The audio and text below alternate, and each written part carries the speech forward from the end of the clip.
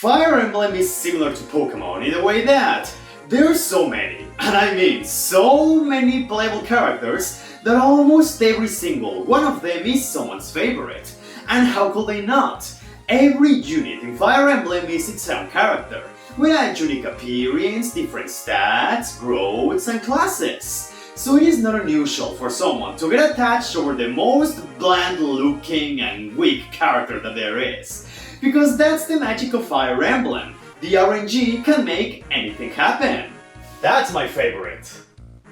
But of course, with a cast of over 600 playable characters at the time of this video, and not being as popular as Pokemon, there are some characters that you never see being mentioned in a Fire Emblem conversation.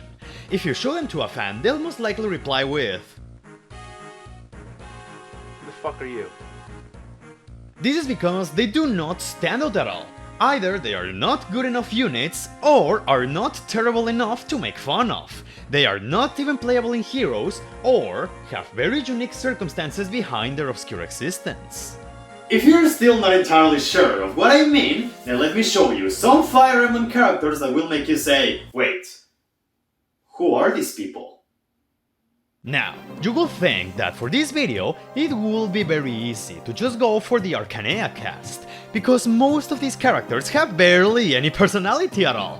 And while you're not wrong on that, I think that just the sole fact that this is the first arm in the entire series gives them an iconic status of sorts. And most certainly Intelligent Systems hasn't forgotten about them. So many characters from Shadow Dragon continue to get included in Heroes. Many of them even got some great art in Cypher, and that's not even mentioning the amazing tribute they got in the Fire Emblem 30th Anniversary Special Edition. I was thinking to maybe include the parallel characters from the Shadow Dragon remake, because, yeah, access to them is pretty dumb. But the fact that you have to kill half of your army to recruit them have made them kind of a funny joke within the community, which in turn has made them a bit memorable. And I even consider some of the characters who were introduced in Mystery and New Mystery of the Emblem.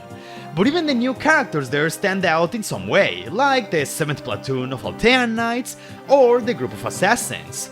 I was about to skip all of Arcanea in its entirety, but then I found some characters that made me say, Who are you?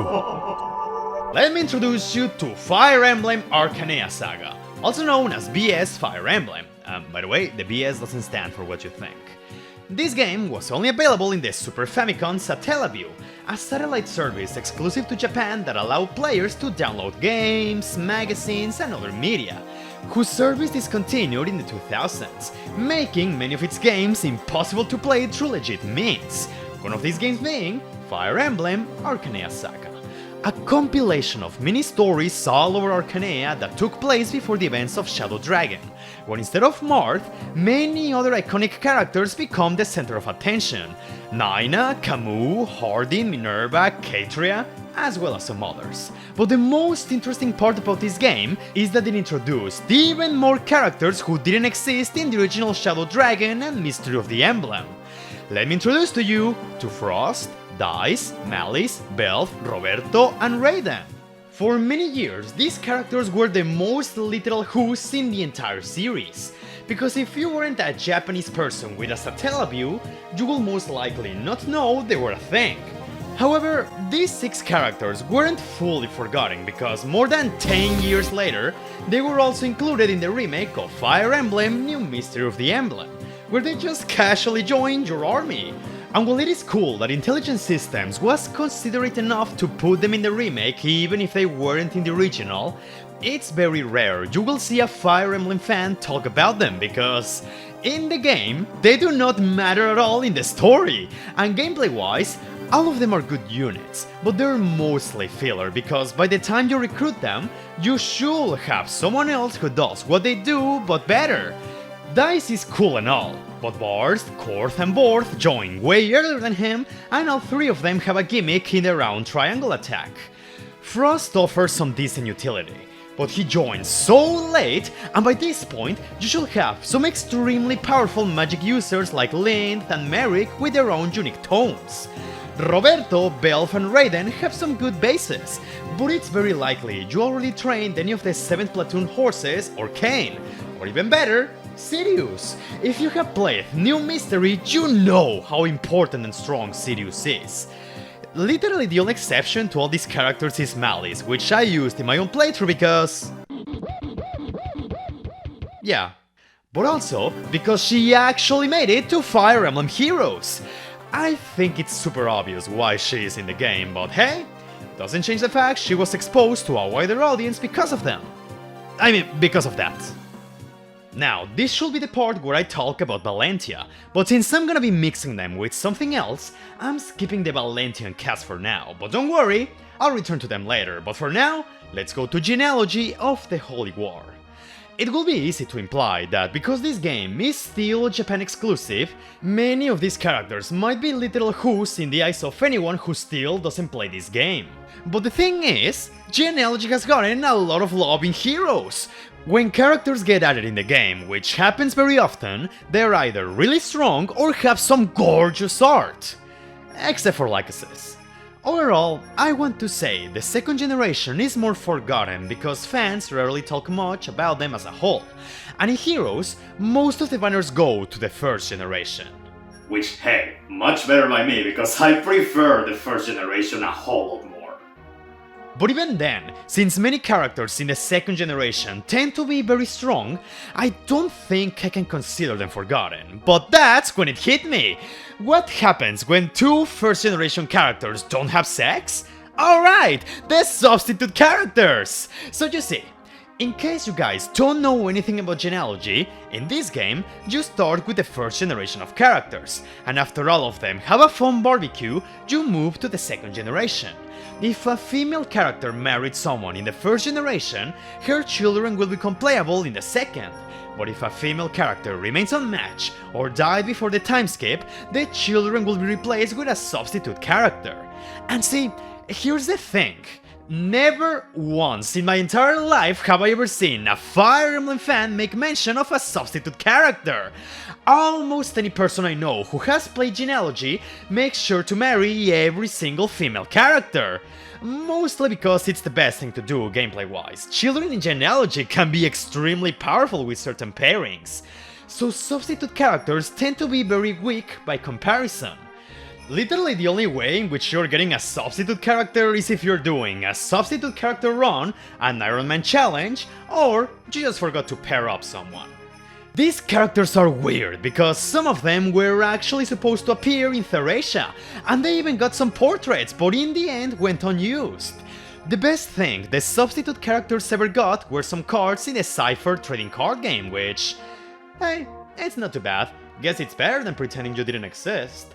But still, at the time of this video, not a single one of them has been added to Heroes, and if you show them to a casual Fire Emblem fan, they might just reply to you like... huh? Huh? Fire Emblem Thracia 776. If you think it was already hard enough to find someone who played Genealogy, then good luck trying to find an idiot who tortured himself by playing Thracia. Lucky for you, I am that idiot. But no, really, I am not exaggerating. Thracia is easily the least discussed mainline game in the franchise because barely anyone has played it. Do you know how many people I know besides myself who have actually played Thracia? 2! And the 2 of them dropped it! And honestly, I can't blame them at all. Thracia is one of the toughest, one of the most stressful games I played in my life. It had me anxious all the time. It's one of those titles where you need to play on an emulator for the save states, and you need to have a guide with you all the time because there is always a chance to get softlocked. But still, I actually really like this game despite all it made me go through. Of course, I am aware these things make Thracia a less than desirable game to play for the average person. So because of that, almost nobody knows about its cast of characters. If you know anything about these people, it is either because they appear in Genealogy or they made it in Heroes. That is not to say the cast is bad at all, oh no, on the contrary! Many of these units have their own merits and shine in their own right.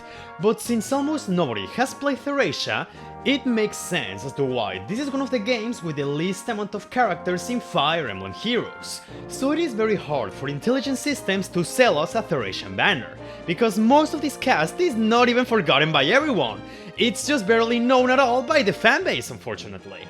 I will say though, almost all the Thracia characters in Heroes do deserve their spot. Maybe except for Tanya and Ronan, who kinda suck if I am honest. But the rest of them stand out a lot in their game, either in story or in gameplay. If I were to add more characters who genuinely deserve a spot in Heroes, I will say Linoam, due to her story importance and being an excellent unit once she promotes. Dean for being one of the best combat units in the game, as well because of his strong ties to Linoam. Lara because she's the game's dancer. Dagdar for founding the Free Lights of Fianna and being an amazing unit for capturing enemies. Shiva because almost everyone loves Seiji's Swordmasters and he is just as amazing as Marita combat-wise. Safi and Tina due to their invaluable utility in the game. Draydrick because he's the other main antagonist in the story, and just for laughs, put Savior in the game, just because he's infamously known for being next to impossible to recruit in the game. Maybe one day I'll make a video on that, who knows. Moving on to the Game Boy Advance games, I honestly don't think anyone here is forgotten at all, like, yeah sure, not everyone is in Heroes, but even the most nothing characters in this game stand out in some way. For example, in Binding Blade, you could maybe bring up the likes of Wade, Lot, and Ogier, because they're not in Heroes and are severely outclassed by everyone else. But even then, I've seen people poke fun at how terrible they are as units. That's why I don't think they can be considered forgotten. What about Blazing Blade? Maybe I can mention Renault, that bishop you recruit at the end of the game and has low magic? I guess he could apply, but he still offers some great staff utility and his backstory and supports are so fascinating that there's even videos analyzing Renault due to how interesting he is. Okay, so Sacred Stones? Oh hell no! This cast is so damn good! Every single character in this game has a very dedicated fan. It really speaks lengths of its quality when my least favorite characters in this game are the main lords, and even then, I'm all indifferent towards them. But if you were to force me to choose someone from the GBA era, I guess I could make mention of the Binding Blade manga original characters like Al, Tiena, Gant, and some others. But even then, these characters got acknowledged in Binding Blade with unique weapons, and they even got a decent amount of art in the Cypher trading card game. Well, you could argue these characters are forgotten or not even known by fans outside of Japan, Intelligent Systems sure as hell did not forget them. And I think that's nice actually. For Tellius, I thought it was gonna be impossible to find a forgotten character. This is one of the greatest rosters in the entire series, and they are all so memorable. Even if I try to pick the worst of the worst, they are still remembered by the fanbase some way or another. Say I bring up Makalop, who is the worst guy ever made. He is not forgotten because of how much people hate him. What about the guys from the Down Brigade? Nah, you'll constantly see people bring up how awful units they are. Maybe Largo? No, he's a cool guy, and he is the only playable berserker in all of Tellius. And in Radiant Dawn, they care enough to justify him not being playable. He lost an arm, by the way, in case you're curious. I was about to give up on my search until I saw someone that made me say, huh, I don't remember this guy at all. Renning. Who is he, you may ask? Well, Renning is actually a very important Tellius character, having been present since Path of Radiance. He is Elincia's uncle and is the one responsible for helping her escape from Dane's invasion. He gets captured and brainwashed, becoming one of Dane's 4 riders. Do you remember them? They were so cool! There was the Black Knight, who is so imposing, Petrine, who is very memorable, this guy named Bryce, and this other guy named Bertram, who is in reality Renning. See, even on his first appearance as an antagonist, he sadly does not leave an impression at all. But the funniest part about all of this is that he returns in Radiant Dawn as a playable character, and his return is treated like a huge deal. His survival is supposed to be a huge plot twist, and Rayson healing him with the Galdor of Rebirth gets some focus. But again, when he returns I was like, hold on, I played Path of Radiance and I do not remember this guy at all, you just made him up. And here's another thing. Renning is not a bad unit by any means, but he joins right before the Tower of Guidance. 5 consecutive chapters where you can swap units and a place where you recruit a bunch of Royal Agus who are extremely powerful. So unless you have almost no units in your army, there is no reason at all to use Renning. How did they expect anyone to remember him?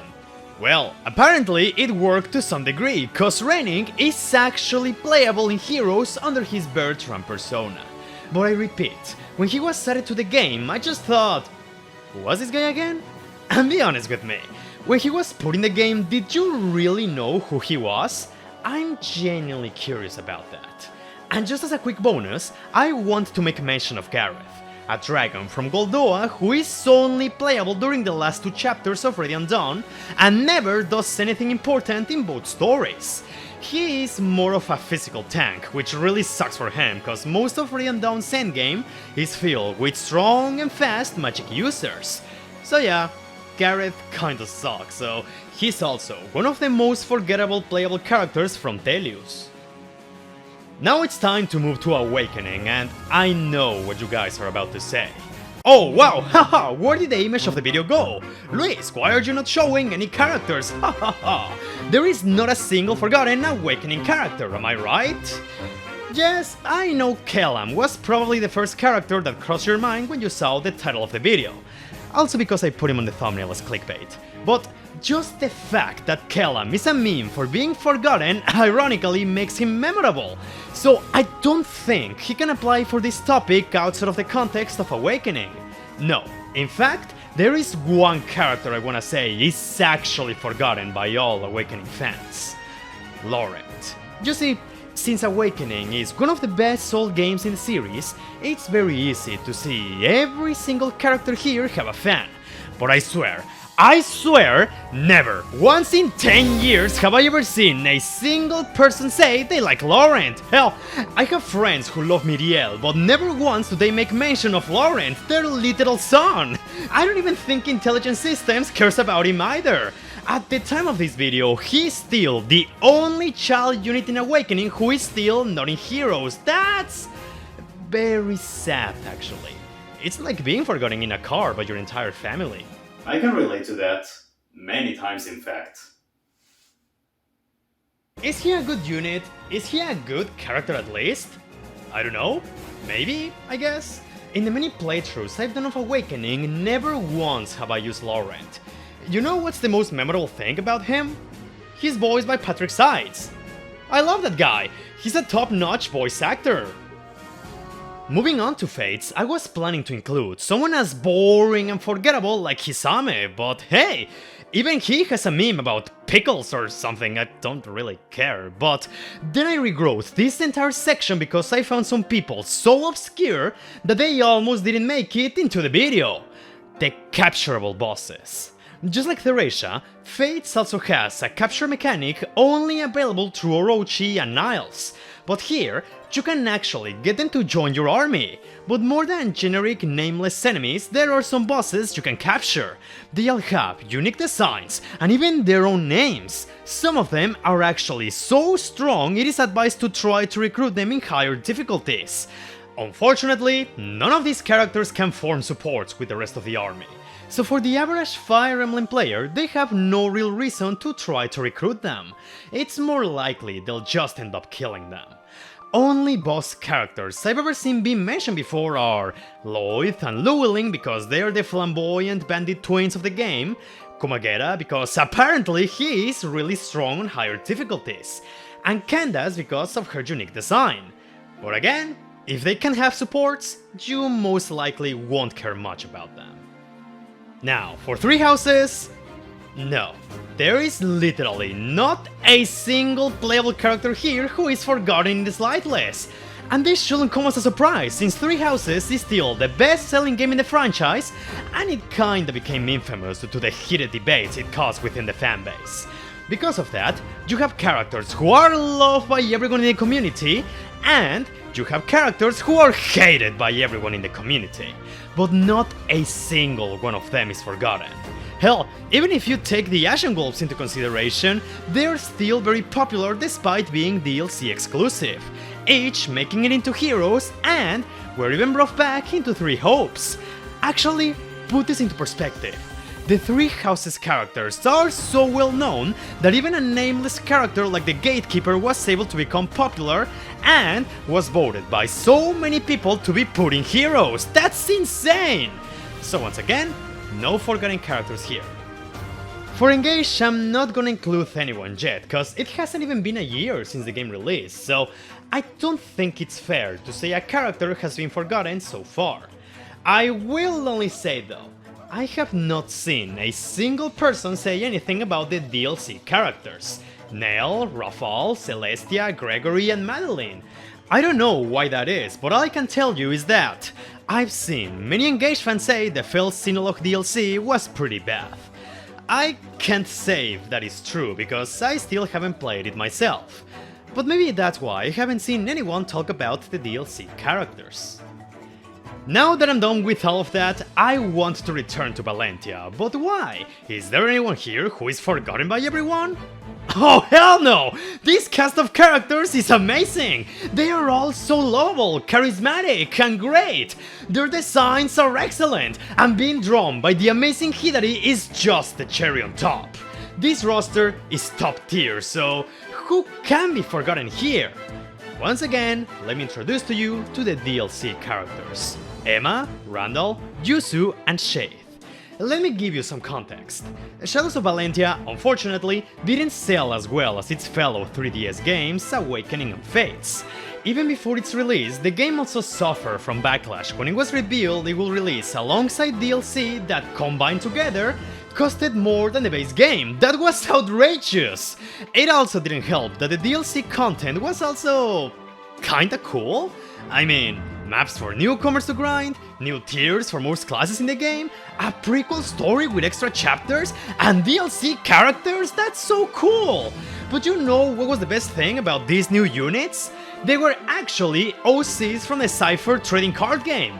I thought there was a clever way to introduce Cypher characters into the main games. But unfortunately, due to the reasons I just mentioned, barely anyone knows who these people are, myself included. I never got the Valentian DLC because it was expensive.